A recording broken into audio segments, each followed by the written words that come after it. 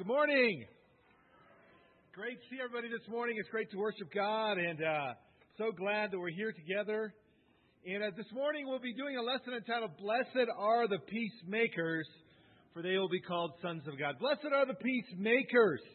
You know, God has a dream for each one of us this morning, and we've talked about that a lot. But He does have a vision of the kind of impact that each one of us will make on the society and culture that we're a part of. And He very much wants to use us and use our life. And I hope that's your dream in life, is that God would use you. I appreciated so much Christina's testimony that she just very much wanted God to use her life. And let's say amen to that, all right? Amen. And as she alluded to, I did want to finish. We've made this announcement before, but wanted to make it again. We are, the Northwest region here for many years has been a very mission-minded group. And we have repeatedly participated in missionary efforts to affect the world. I remember when I was clear back in the early 90s, us sending out 8 churches in 1 year. We sent churches to Missoula, Montana, and Salt Lake City, and Omaha or Lincoln, Nebraska, and we sent out churches. Recently, we sent out the church to Fort Collins, and that's what we are. Can I have an amen on that? That's just what we are. We believe that we have a mission, and we believe that because God lays that upon our heart. He did that for the Apostle Paul as well. The Apostle Paul said this: during the night, Paul had a vision of a man of Macedonia standing and begging him, "Come over to Macedonia and help us." After Paul had seen the vision, we got ready at once to leave for Macedonia, concluding that God had called us to preach the gospel to them. As a group, we always want to be a group of people that God can put on our hearts. A dream to go to the Macedonias of our world and to reach out to people because they're calling out, "Help us." In the North, we are initiating several new efforts in that way. As Christina alluded to, we are as of August the 22nd, going to start having weekly church services in Boulder, and we're fired up about that. And Boulder has just for many of us, a passion in our hearts to really make sure that we always reach out to Boulder, and specifically the University of Colorado campus. I was a Christian there, I was a student there in 1978, and cruising along, not sure what I was going to do with my life, and kind of wild, partying, doing a lot of crazy things. And I remember a series of students meeting me first in the cafeteria, inviting me to come to church, and I was kind of resistant, and then inviting me to play brothers football, and going out there and playing brothers football, and then inviting me to a student supper, and me coming to a student supper, and for the first time in my life seeing what I felt like was real Christianity, where people obeyed the Bible and shared their faith and loved one another and were wholly devoted to God. And I remember how moved I was by that. And how I felt like, okay, I've been trying to read the Bible. I've been trying to be spiritual. This is what I'm looking for. This is what I want to see in my life. And I remember how excited I was. And that semester, when I was baptized, we had 60 students baptized there on the campus of the University of Colorado. It was really an amazing time. And some people that have gone on to become just great Christians around the kingdom of God. Brian Plymell was baptized that semester. He's now a Christian, an elder out in L.A. And Todd Fink, some of you remember that. He's now an elder in Chicago. And kind of across the country, these students fanned out. One Bible talk had 40 visitors a week coming to that Bible talk. God has always had a dream, and that circle of students really went out and changed the world. That was the beginning of the Denver church, that kind of circle of students, and then the Denver church kind of took off and grew from there. Well, in recent years, we've kind of not given Boulder our first attention. We've had a lot of things we're doing. We're kind of rallying the troops. The last few years that we went through some real challenges as a church, and we've taken time to kind of rally the troops. Well, God has put on our heart, in much the way God put on the Apostle Paul's heart here to go to Macedonia. He's put on our heart to refocus our attention on Boulder. So the first thing we did is we brought some great interns, and Ryan Flynn helped in that, and Miyoko helped in that, and right now the students are back at the campus ministry conference in Chicago. 2,000 students are back there, so some of our students are gone today. But Orion was part of that, and we really have worked at the campus. But then this fall, we've hired Chris and Becky Clausen to live in Boulder, to be there full time, to give their full attention, because we've realized that we need full-time ministry workers that live in Boulder. And then as we've thought about it, we've realized that when the campus ministry in Boulder did their very best, and when the ministry in that part of the city did their very best, was when we had a group meeting every single Sunday in Boulder. So we have a dream for that. And so starting on August the 22nd, will be their first service. I want you to really pray about that with me, all right? Would you give me an amen on that? And it's going to be exciting as news comes back from them. Now, I know as the sending church, sometimes you feel the sacrifice a little bit. And we probably will feel it. But we've got a lot of great things going here, and we're going to continue to do a great job here as well. But I want us to rally through our prayers, through our hearts, to dream of that. We have 20 of the members, so we'll start that effort up in Boulder as well. We're doing a similar thing in downtown Denver. Downtown Denver is very similar in its kind of uniqueness. For a number of years, it was voted as the number one single city in the country. And we are really launching an effort downtown as well. We're going to start weekly downtown services as well. Again, spearheaded here by the North Region. And we're going to start having every week services downtown. Please pray for that as well. And then here in the fall, we want to just have an amazing time here in the fall, here at the Arvada building here, the hub, the core of the Northwest region. And we're going to have great worship services. We're starting in the fall. Right now we're preliminary talking about plans about sprucing up the building a little bit. Please be praying about that. We want to kind of be great stewards of this place that we have, so please be praying about that. We are the Colorado School of Missions and Theology is starting a new program for the members here, a certificate program that they're offering. The teen ministry course is always based out of here, and we're about to have an amazing next Sunday with the teens. There have been 20 teens studying the Bible daily for the last week. They come back from camp eager to become a Christian. Be praying about that. We're thinking that a number of teens are going to be baptized here next Sunday. So please be leading that in your prayers. Always this will be the hub of the Northwest region, and our goal is to multiply. And I want to put that on your hearts. I know sometimes we want to talk about that, but our dream, our goal needs to be we are going to be multiplying disciples. Small groups that multiply. Let's really pray about that.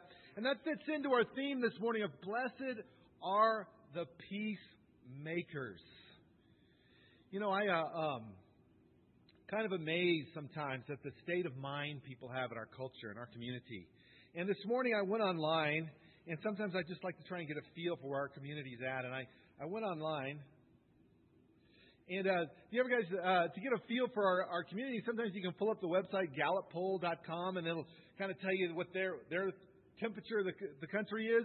Listen to some of the things. This morning, as I looked at this, that's going on. U.S. drinking rate edges up slightly to 15-year high.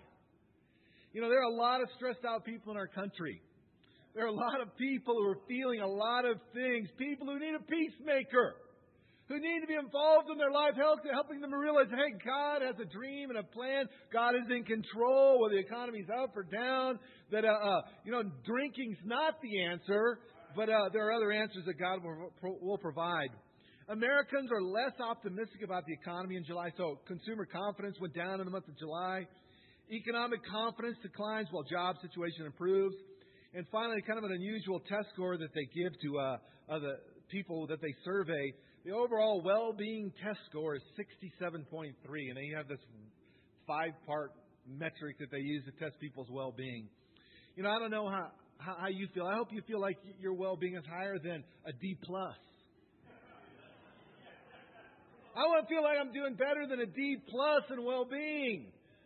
It's out of 100 scale, so being the student that I am, I'm looking at that thinking, hey, that's a D. I don't want to get a D in well-being.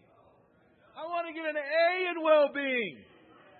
I want to look at my heart and feel like, here's a person that's at peace. What does the world need this morning? They need peacemakers. Jesus, as he's going through the Beatitudes, he begins Matthew chapter 5 with his signature sermon, and he tells 8 Beatitudes that culminates in the 7th Beatitude, which is the peacemakers.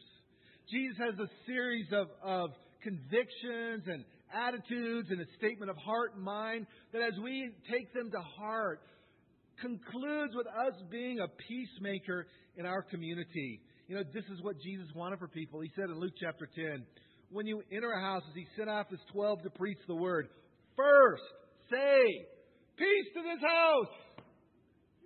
What a cool message. That's their first sermon. Go, boom, boom, boom, knock on somebody's door. If they say, come on in, the first thing you say is, peace to this house. Peace has come here today because you welcomed me in. Now He said, now if they won't say that to you, shake the dust off your feet and keep going. They're not worthy of the blessing. Jesus, pretty hard line when He said this. But the first thing say to these people is, hey, peace to this house.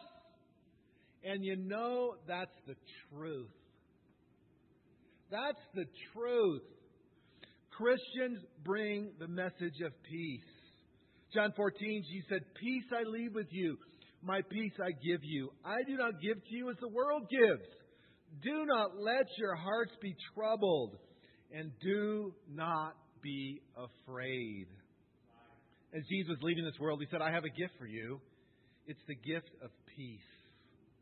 You know, the fruit of the Spirit is love, joy, peace, patience, kindness, goodness, faithfulness, gentleness, self-control.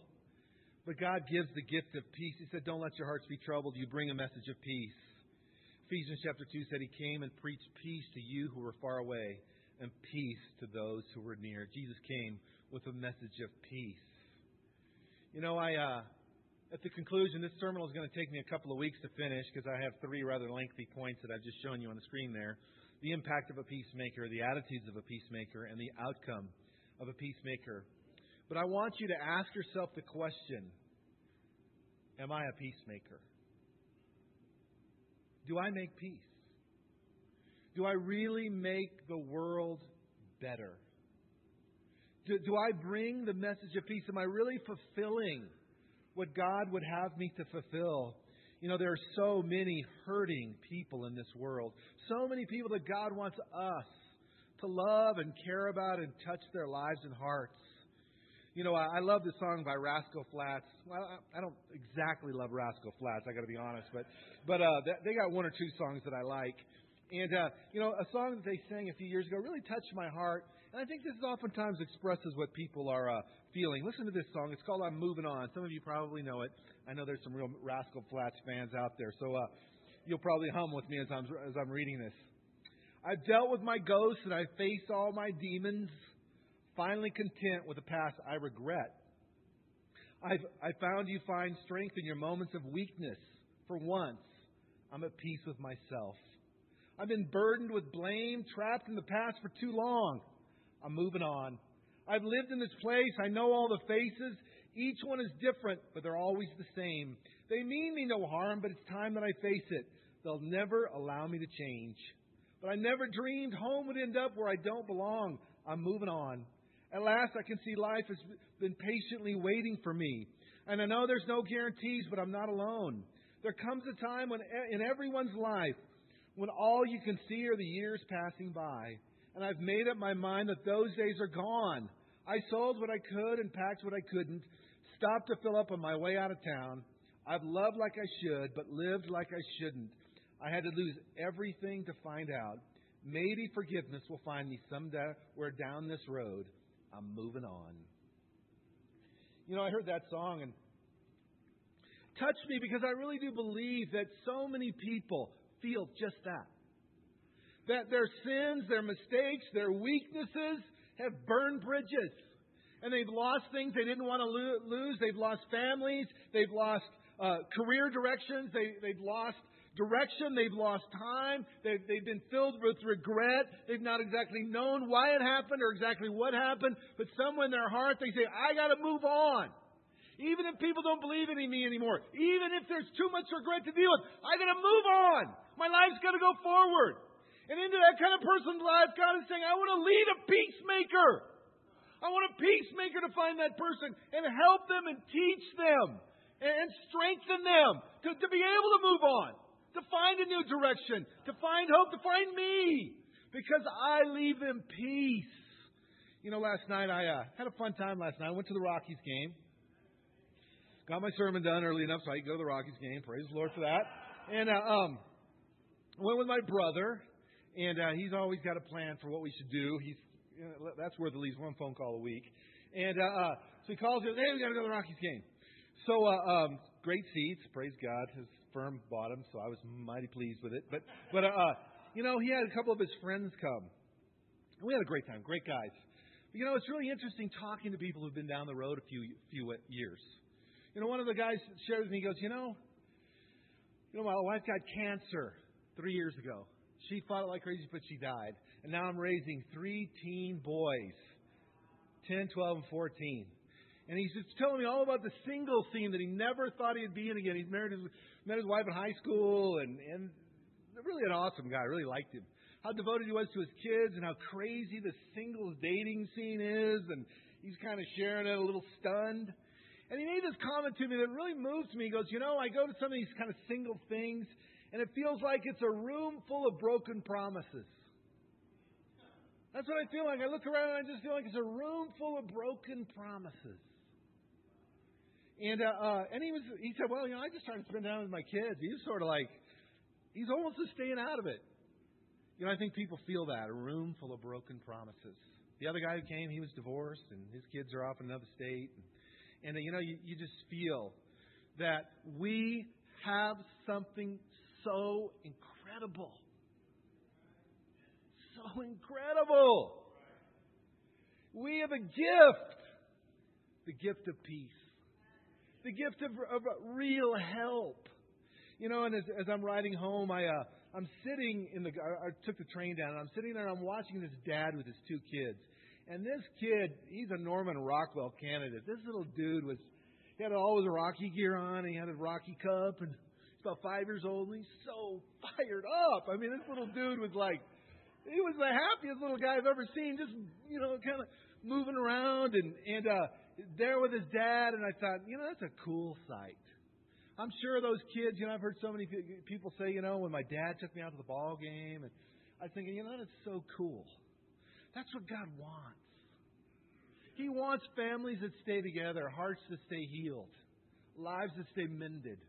He wants dads that know how to be a dad, parents that know how to stay together. He doesn't want divorce. He doesn't want heartache and heartbreak.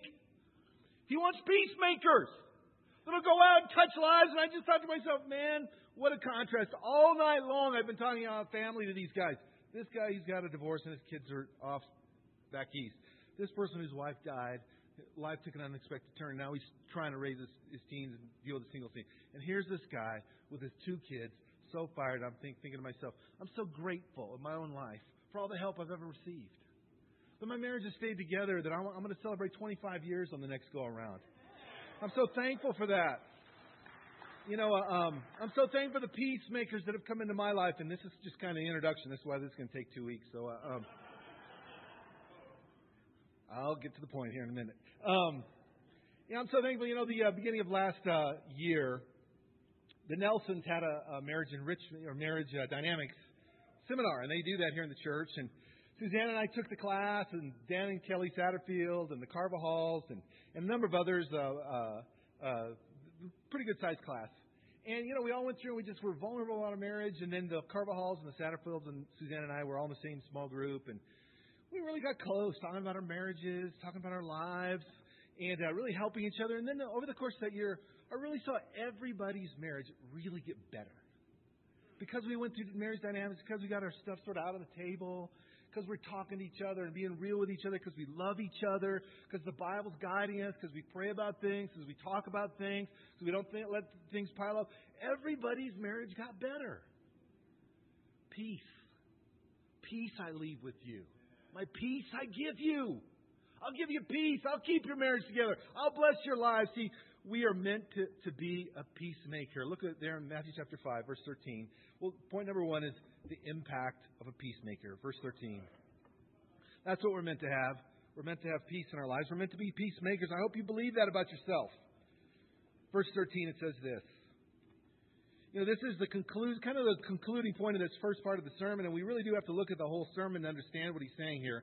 And we'll try to do that over the next few weeks as much as we can. But the summation here is in verse 13, or one of the summations. Is a long sermon, but He says here, you are the salt of the earth. But if the salt loses its saltiness, how can it be made salty again? It is no longer good for anything except to be thrown out and trampled by men. You are the light of the world. A city on a hill cannot be hidden. Neither do people light a lamp and put it under a bowl. Instead, they put it on its stand and it gives light to everyone in the house. In the same way, let your light shine before men that they may see your good deeds and praise your Father in heaven. You know, Jesus, He spent the first part of chapter 5 explaining, here's the heart I want my followers to have. They're poor in spirit, meaning they're humble. They mourn, meaning they feel their own sins. They feel the misfortune of others. They feel. They're meek. In other words, they can be trained and led. You know, they're just not full of themselves. They can be trained. They can be led. They hunger and thirst for righteousness, and I fill them. They're merciful to others.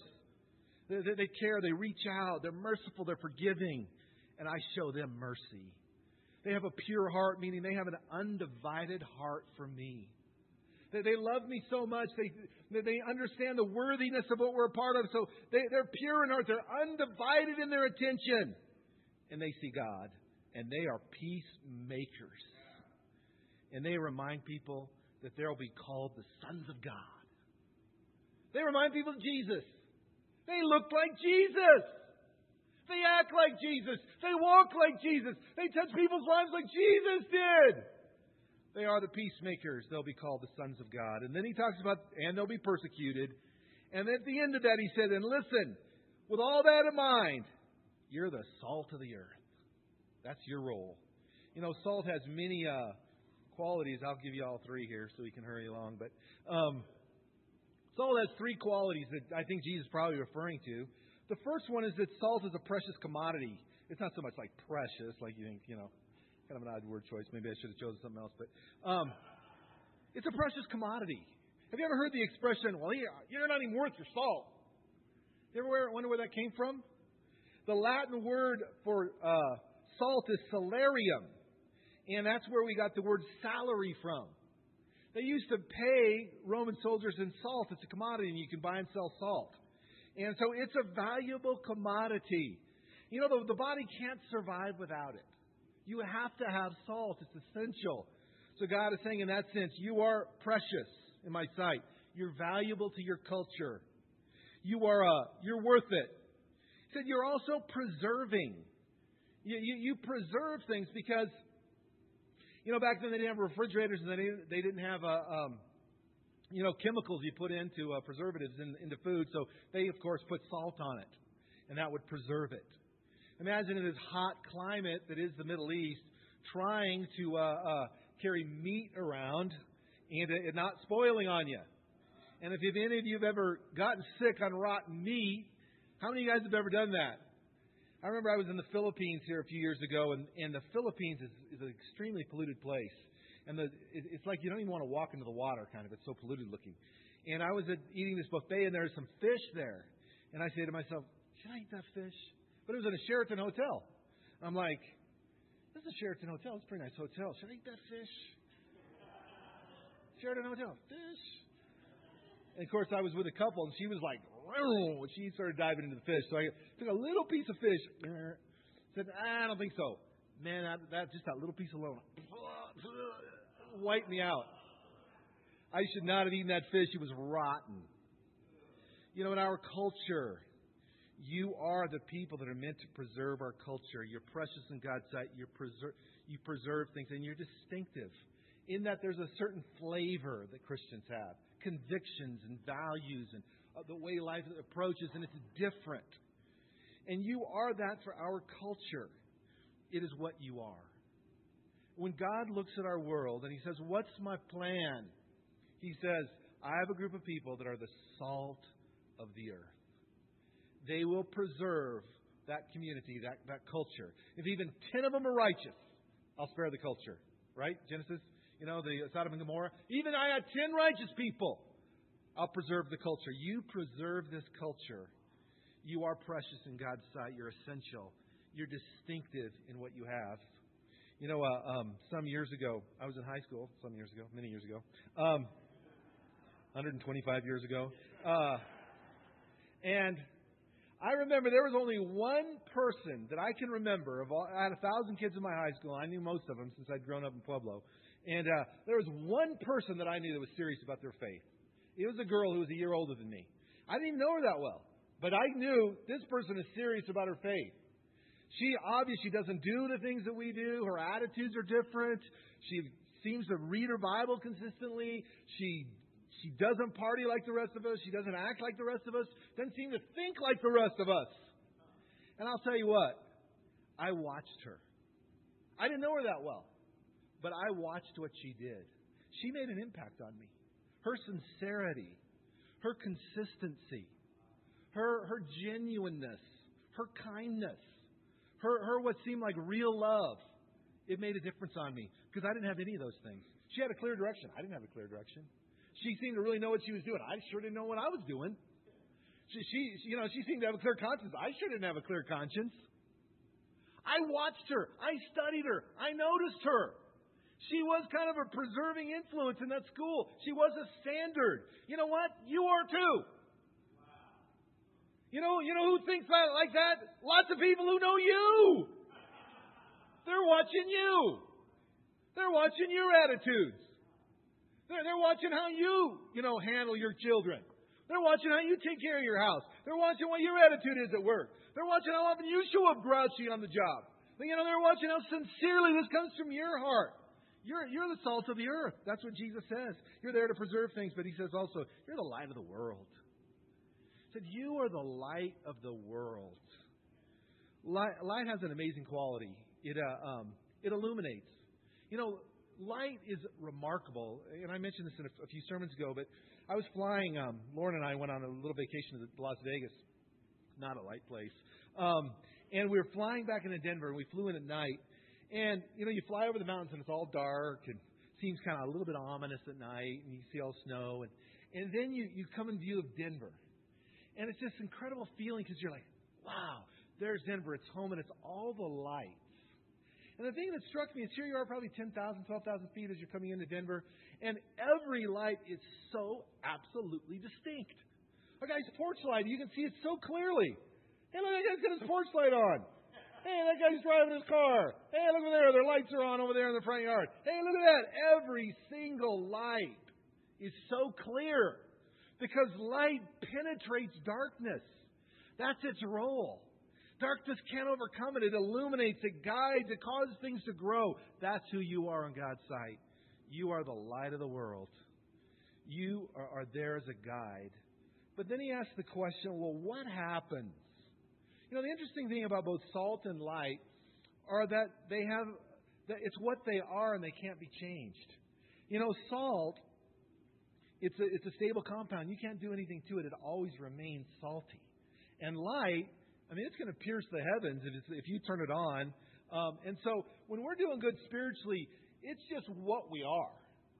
When we're walking close to God, it's just what we are. We're salt and light. We don't have to try to be salt and light. We don't have to muster the strength to be salt and light. We don't have to, I got to really gear it up to be salt and light today.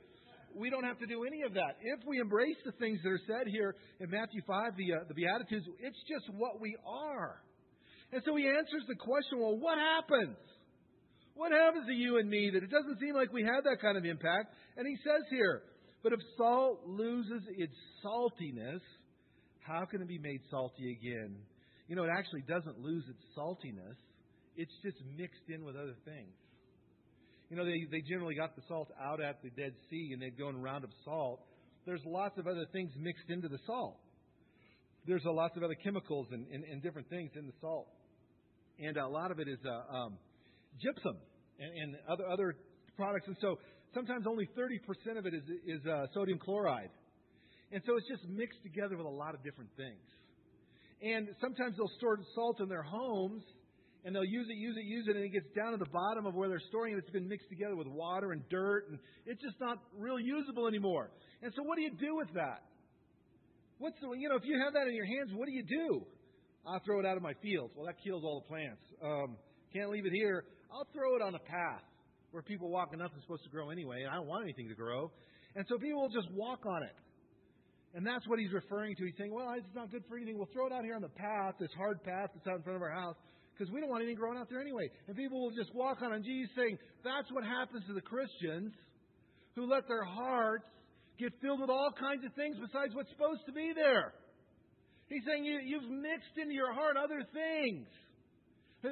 Your heart is not the kind of pure devotion to God anymore. You've let other things get in there, and now you're not really salty anymore. He's saying the same thing about the light there. He says, but if you're supposed to put it on a stand, the one-room house, if you imagine people in the first century, they got a one-room house, they got this little light. They put it on a stand and they hold it up, and it illuminates the whole one room. And that's kind of how they would light their house. You say, would you put a basket over it? And people do that. They put a basket or they mix things in that aren't supposed to be there. How about you? How mixed in are things that aren't supposed to be there? You see, we let sin mix in. Sin. And we don't tell anybody. And we don't get help. And we are struggling with sins, lust, adultery, chemical abuse, laziness, pride, jealousy, envy, fits of anger, rage, malice. It gets into our hearts. We know it's wrong, but we don't really get it out. For some of it, it's just faithlessness. We just don't think it can happen. We don't believe anymore. We've tried to mix a faithless spirit in with the purity of the gospel. It hurts us. Distractions. God stops being our first love, our number one priority, the passion and love of our life, the thing that we get up in the morning and do first, that our work is an act of worship to God, and raising children is act of worship, and having a home is an act of worship, and coming to church is an act of worship, and being in a small group is an act of worship, and all of it gets my whole heart because I love the Lord and want to serve Him. But instead, other things start to gain influence and distracting us. And we don't feel that sense of passion and commitment to God anymore. We don't wake up early and make the first thing I'm going to do is walk with God. My first commitment is to pray. My first commitment is to draw near to the Lord. And so we're distracted. We get kind of clogged up with self-centeredness and not wanting to be sacrificial. We talk about our life and our needs and our money, and we don't want to give money, and we don't want to give time, and there's a self-centeredness about us. We have mixed the salt with other things, other qualities, and it is no longer good for anything in God's eyes than to throw it on the path and to be walked on by men. Some of us as Christians get walked on. We get used. We don't have the courage of our convictions to stand up for what we believe, to believe it, to walk it, to testify to it, to embrace it, to be courageous enough to live what we believe and to make a difference in our community. And so Christians like that get pushed around. They know you're a Christian. They know what you're supposed to believe. And they're disrespectful. Disrespectful to the conviction. Disrespectful to God. They said it's good for nothing to get walked on. Christians, that's not what they're meant for. They're meant to be a peacemaker who changes the world. Changes their community. Salt of the earth. I'll preserve and protect and love my community. Light of the world. Illuminate what's right. Guide people. Help people grow. Help people make it. That's what God intends. The impact of the peacemaker. That is what God wants. I wanted to show you this guy's picture. This guy's cool. And he might not look cool to you, but he is, for that woman that he's got a picture there, that guy was a true peacemaker. He was a prisoner of war at Auschwitz, captured in 1940. He wasn't Jewish, but they thought he was a resistance fighter, so they put him in Auschwitz in 1940. But he had sort of a favored status because he wasn't Jewish. But he spoke perfect German. And while he was in his prisoner of war camp, he fell in love with that woman. And she was a Jewish woman. And all of her family was systematically killed in the prison, and she was the last one left. And in his heart, he thought for sure that she was going to get killed. And so love drove him. And he even makes the statement, it was great love. His name is Baity. And he says, great love drove me to it. Recalled Baity, now 89, in an interview at his home in the small southern town. He still lives in Germany, 55 miles from Auschwitz. So in his heart, he said to himself, I love this woman. This is the love of my life here in this prison camp. And I am going to save her. And so he went and he got one of the other, they made German uniforms there. And he got them to make him a German uniform. And then he forged these papers. And he took this gal and he walked her right to the front gate. And he said, he acted like he was a German officer and said, we're taking this woman out of the camp in order to interrogate her off-site. And he walked her out of the camp, and they let him go. And this, here they are in their old age, and they lived. I thought to myself, love drives you to great lengths. And he was, for her, that saving influence that led her out of darkness, out of a hell, just a living hell, into something far better. As I looked at that man, I thought to myself, that's what Jesus was like. Jesus loved so much that he would, as he's telling this story, he's saying at any second I thought they were going to shoot me. He said, as I was walking up to the guard gate, I thought they were going to shoot me. As I was walking away, I thought they were going to shoot me. I turned around one time and looked back, and the guard was just kind of there reading something. I thought, they're not going to shoot me. And off he went. I thought to myself, that's what Jesus was like. Great love. That would put his life on the line, lay his life down, because he wanted us to get out of hell, a hellish existence, dominated by sin, dominated by terrible things, and he wanted us to have a better life. This guy really was, for her, a savior. That's why Jesus says about himself, I'm the light of the world. And then he turns around and he goes, you're the light of the world. He says, you're like me. You're the light of the world. That's what you're designed to be. That's the impact of a peacemaker. I'm going to kind of cut things a little short here because next week we'll talk about the attitudes of a peacemaker. As you look down through the Beatitudes, there are specific things that if we'll embrace them in our heart, it'll turn us into peacemakers. We are designed by God to be poor in spirit. It's literally the word to crouch, this word protokos. That's the root of it is to crouch down. It's like God is saying, yeah, you're intended before me to crouch down, literally like a beggar, saying, God, I need you, poor in spirit. But if you do that, I'll give you the kingdom. See, we're supposed to be willing to mourn. And we'll look at this more next week, but we're supposed to. We're supposed to mourn over our own sin. That's what the Bible tells us here in James chapter 4. We're supposed to mourn over. We're supposed to feel. We're supposed to mourn over lost people. We're supposed to hurt over people, our neighbors, our friends, our family that are lost. We're supposed to let it affect our heart. Some of the reason we're not more of a peacemaker is we don't care. We don't care. Oh, that guy's getting a divorce. Wow, tough for him. Don't pray about it. Don't try and get involved. I got so many problems myself that how can I help anybody? I'm up to my eyes in alligators here. I don't see how I can get involved in anybody's life, and I have anything to offer. And we don't weep over lost people. No, you have answers. You have resources. You can change people's lives. We're supposed to weep over lost people. That's what Jesus did. He said as he approached Jerusalem and saw the city, he wept over it and said, if even you had only known on this day what would bring you peace, but now it is hidden from your eyes. He wept over Jerusalem. He mourned over them. He mourned over lost people. We're meant to mourn over hurting people. When Jesus saw Lazarus' sisters, he wept over death. We're supposed to mourn, but the outcome is comfort. God will comfort our spirits. We're meant to be meek. The outcome is, and we'll talk about it next week, we'll inherit the earth. The attitudes of a peacemaker.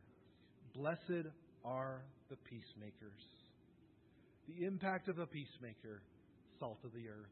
You'll be the preserving, essential person in your community, light of the world. You'll give direction, guidance, help, and hope to the people around you. We're meant to have impact. The attitudes of a peacemaker. We're meant to be poor in spirit, willing to mourn, and meek. And from that, God will call them. Blessed are the peacemakers. They'll be called sons of God.